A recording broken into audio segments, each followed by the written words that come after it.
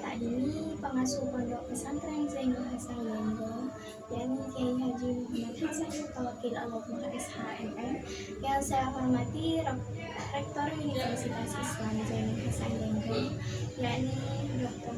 Abdul Aziz Wahab BALAG, yang saya hormati Dekan Fakultas Tadris Umum, yakni Ibu Wahyu Lestari MPD, yang saya hormati Kepala Bidang Studi Tadris Ilmu Pengetahuan Sosial, yakni Bapak Babul Bahrudin MPD, dan yang saya hormati dosen pengampu mata kuliah Psikologi Pendidikan, yakni Ibu Vika Anjana MPD, serta tak lupa kepada kedua orang tua saya yang sudah mensupport saya, dan juga pada teman-teman angkatan 2022.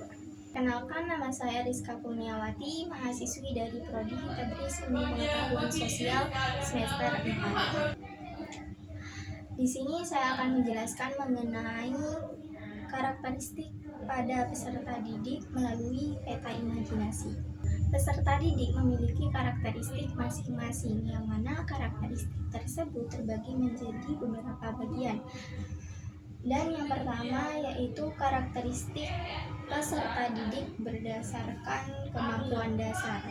Di sini terbagi menjadi 3, yaitu yang pertama domain kognitif atau pengetahuan, yang kedua domain afektif atau sikap, lalu yang ketiga yaitu domain psikomotorik atau keterampilan. Peserta didik memiliki pengetahuan dan juga sikap serta keterampilan yang berbeda-beda. Lalu yang selanjutnya yaitu karakteristik peserta didik berdasarkan gaya belajar.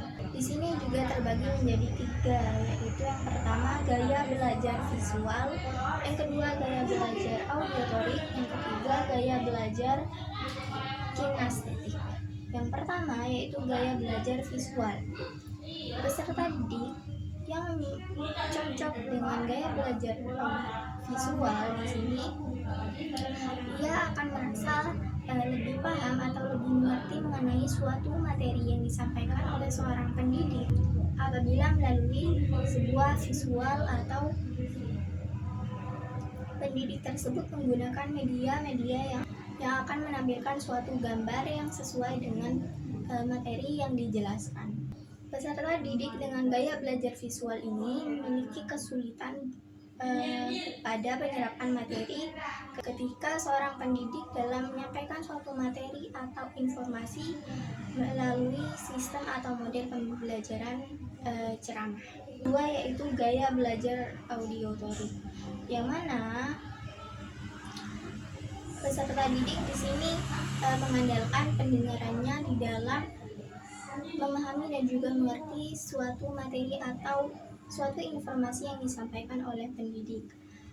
Dan kesulitan pada peserta didik dengan gaya belajar ini yaitu ia kesulitan untuk mengerti dan juga memahami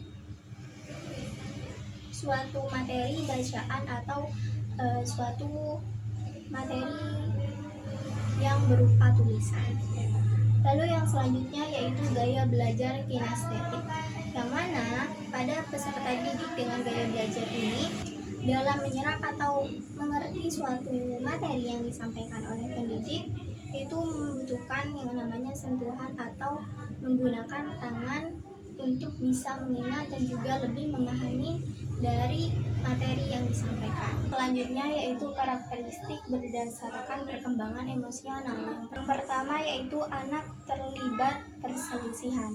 Peserta didik di sini sudah mampu untuk menunjukkan sikap tidak suka kepada temannya, lalu sudah bisa memperlihatkan suatu hal yang ia rasakan, misalnya ketika ia merasa sedih, ia akan menangis, lalu ketika ia kesal, ia akan marah kepada temannya.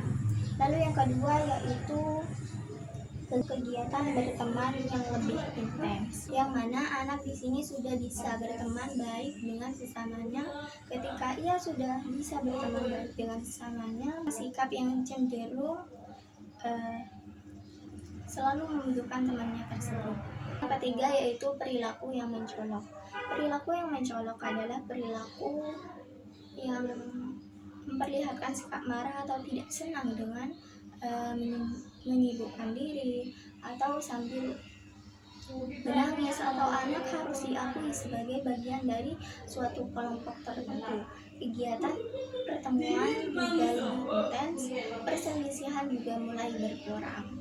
Lalu yang keempat yaitu interaksi anak dengan teman sebaya. Di sini suatu perselisihan itu sudah jarang sekali terjadi karena si anak ini sudah memasuki usia dewasa, yang mana ia sudah bisa bekerja sama lebih lama dan juga dapat merespon dengan positif. Yang selanjutnya yaitu karakteristik peserta didik berdasarkan latar belakang anak.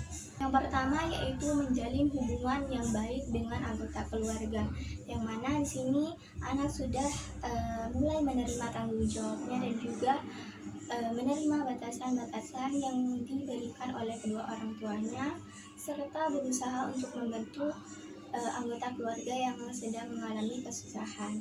Lalu yang selanjutnya yaitu penyesuaian karakteristik di lingkungan sekolah. Di sini anak bisa berpartisipasi dalam kegiatan sekolah serta menjalin hubungan yang baik dengan teman-temannya di sekolah dan dapat bersikap hormat terhadap guru dan juga staf yang ada di sekolah. Lalu selanjutnya penyesuaian karakteristik di lingkungan masyarakat. Di sini anak sudah mengakui dan juga memiliki respek terhadap hak-hak orang lain serta dapat memelihara jalinan persahabatan atau hubungan yang baik dengan anggota masyarakat lainnya, serta dapat bersikap simpati terhadap kesejahteraan orang lain dan bersikap respek terhadap nilai-nilai, hukum, norma, dan juga tradisi serta kebijakan yang sudah ada di masyarakat. Mungkin itu saja penjelasan dari saya mengenai karakteristik dari peserta didik. Kurang dan lebihnya saya ucapkan terima kasih. Billahi taufik wal hidayah. Assalamualaikum warahmatullahi wabarakatuh.